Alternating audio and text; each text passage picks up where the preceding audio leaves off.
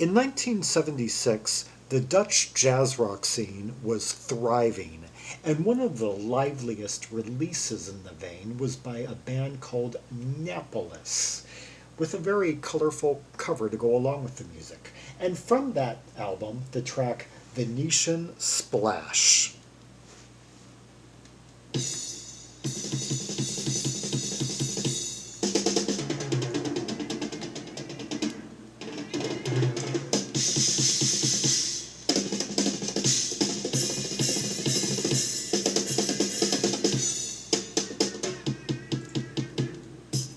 And what you were hearing there is the drums of Leo de Ruiter, who had played with a few notable musicians on the Dutch jazz scene, and including Jan Huits, if I pronounced that right.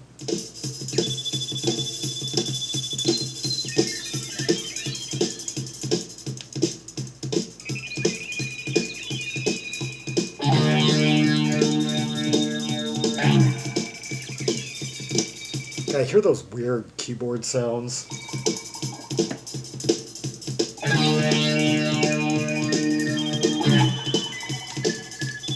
Keyboard and synthesizer courtesy of the album's chief arranger, Rob van den Broeck, who played on a lot of records during the time period, and had been on the 1972 Banton record, another important link in the Dutch jazz rock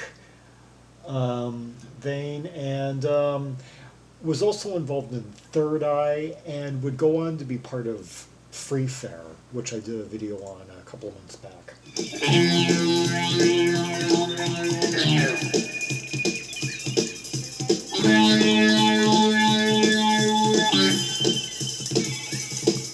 hear that kind of like oscillating type synth sound.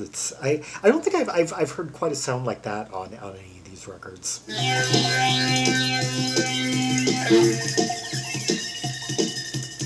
There are moments where it seems to be trying to approximate the sound of birds.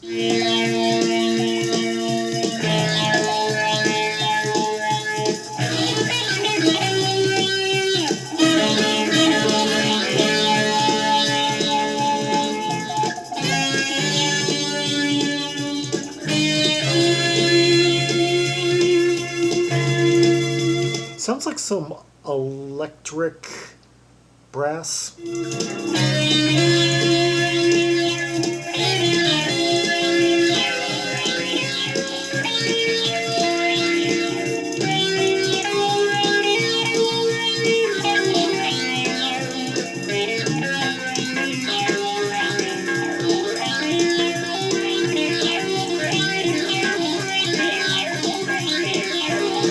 Just hear that fast fluid, like kind of like pedal treated.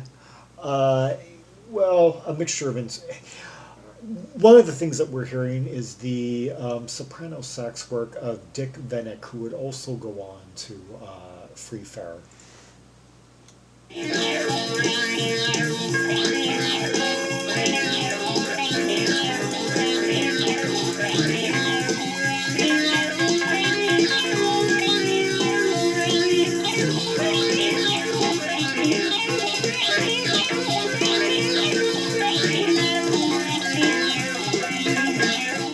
Hear the kind of steamy Fender and what sounds to be like enveloped instruments, like that.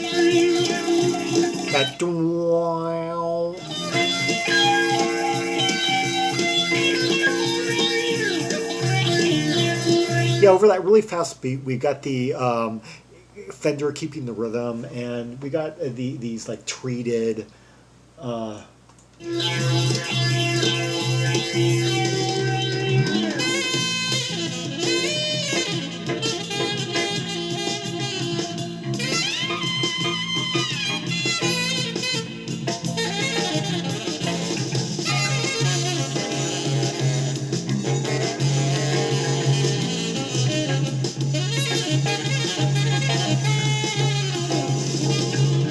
Dick Vennik handles all sax on this, baritone, tenor, and soprano.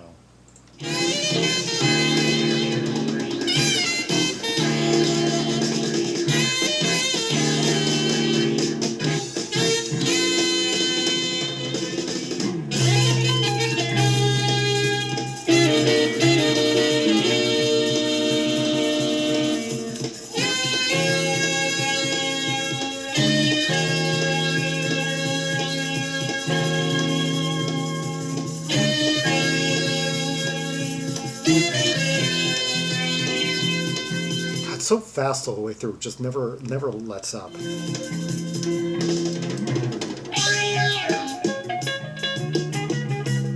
Now we've got a change of cadence, going into a more funky section.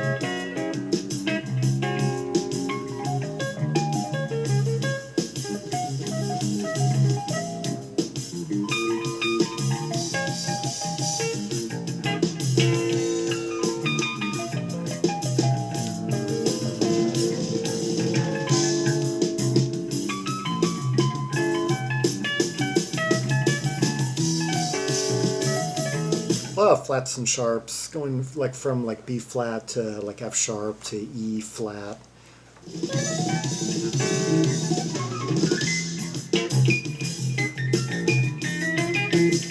Sounding kind of like they like a trio has formed during this section between keyboard, bass, and drums.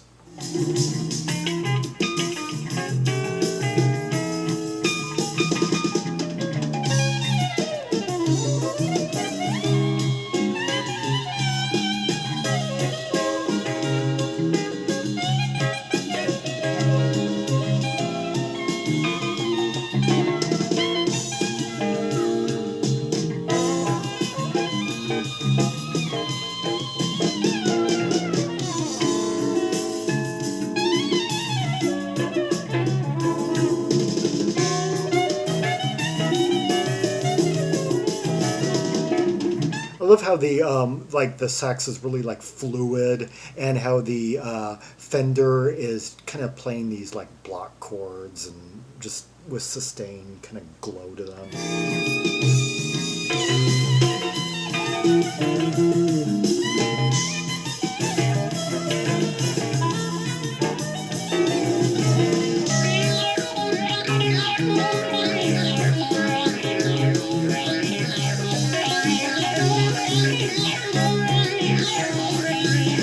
That guitar is courtesy of Michael Samson, who is also responsible, I think, for some of the arrangement. He takes co-credit along with on a couple of the arrangements anyway.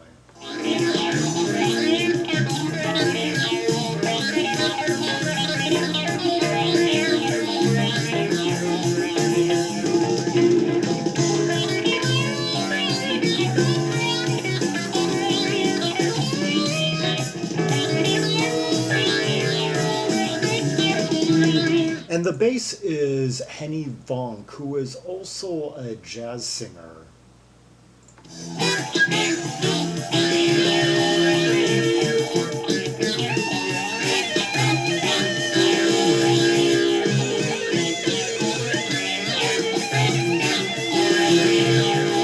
I love that that keyboard sound that we've got here. What is that? Is that kind of like oh, I don't know what make or model it is. I was gonna say, is it an ARP?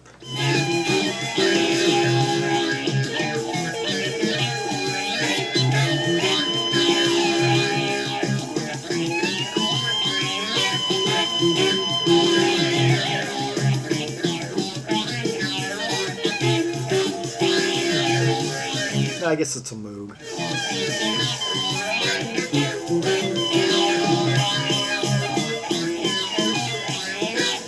Hear how that guitar is just like wiggling around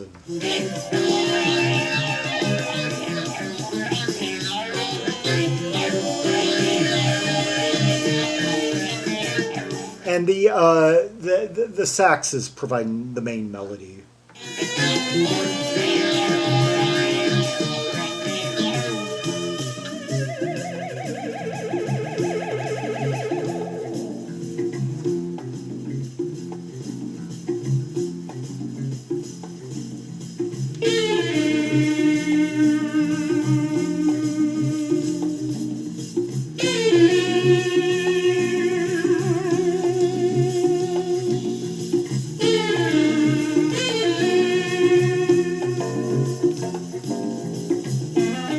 bassist seems to be playing a different time signature than.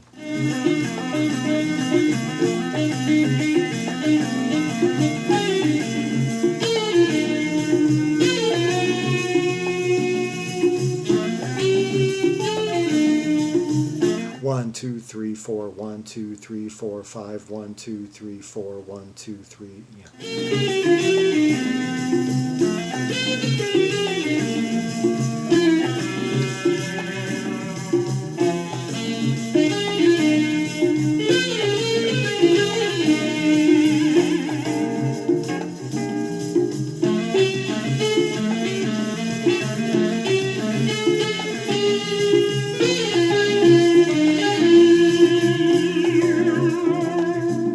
a lot of spiraling.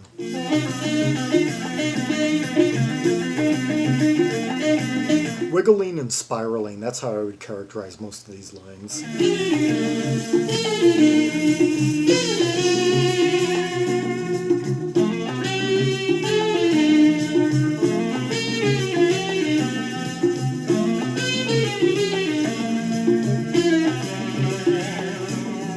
It should be noted that Venetian Splash is divided into 3 parts over 12 minutes 44 seconds. It's part A, Harmon, part B, Bitumen, and Paragnoston, and part C, Insert.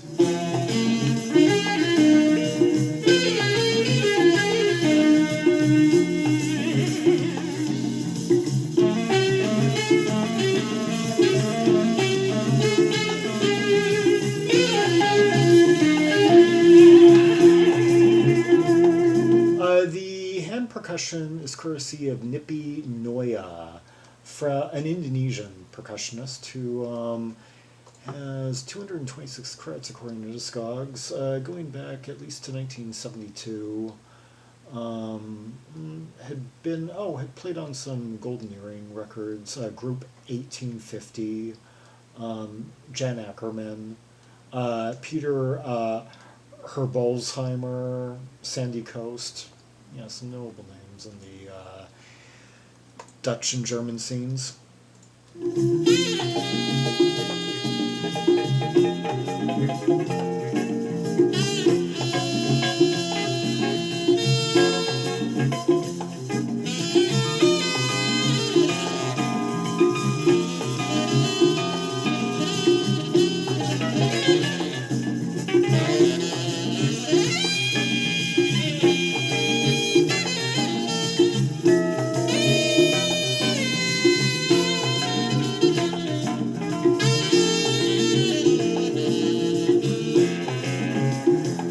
Another great solo there from Dick Vennik. Yeah, they're all getting, it's just ample time to stretch out and show themselves.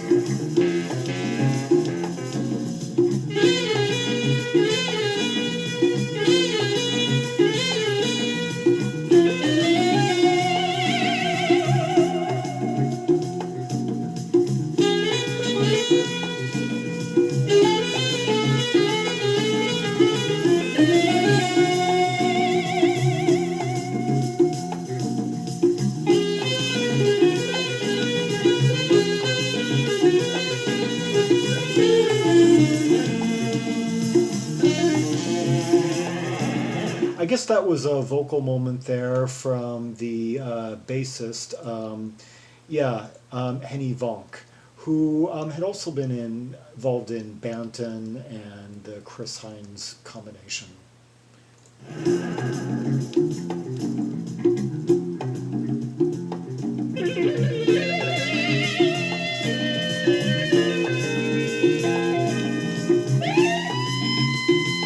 And her bass line has been very persistent during this section. And I gotta say that Dick Vennik has been quite versatile throughout this piece. I mean, usually bands like this, they'll have like a couple of brass instruments. They'll be like a trumpet and maybe a trombone. But no, here we just have 3 types of saxophone played by the same guy. Rob Van Den Broeck has also been quite diverse on keyboards, with quite an arsenal at hand, I'd imagine.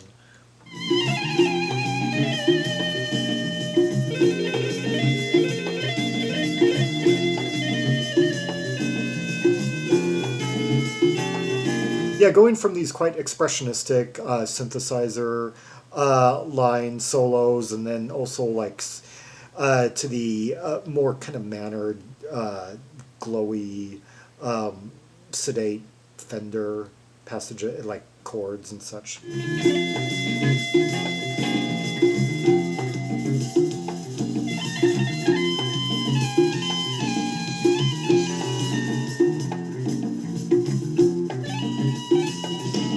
I imagine this has been part B.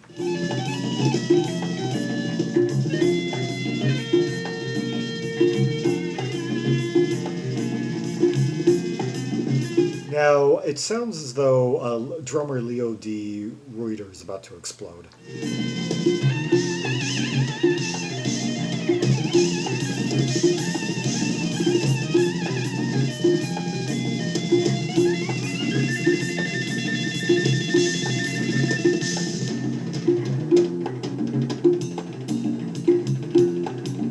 I knew he was going to get a solo.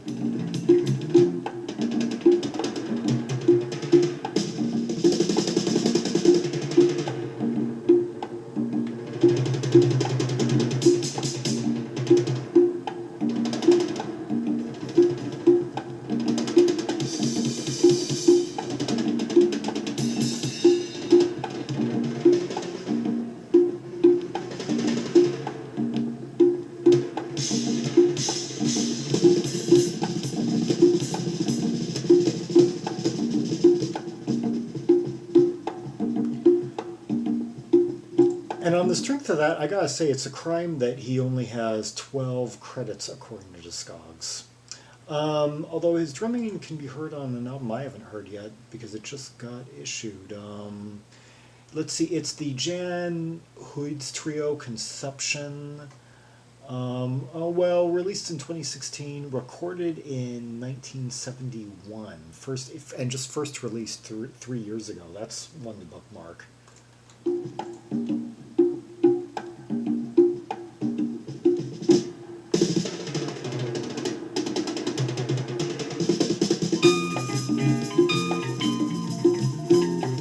And it looks really interesting too. It's got a real authentic period cover, like all red with photo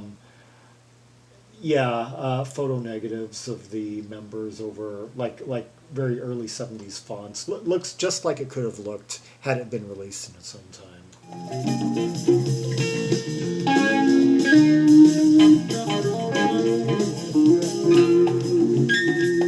What is that one sound?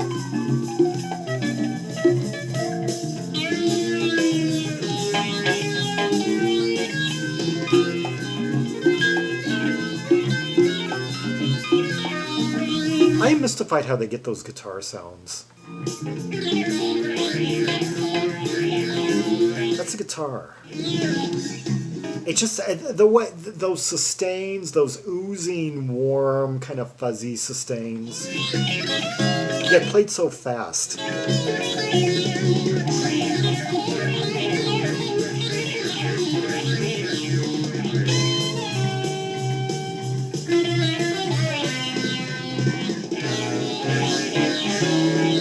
Yeah, those sounds, when they all kind of converge, I'm thinking, what is producing this?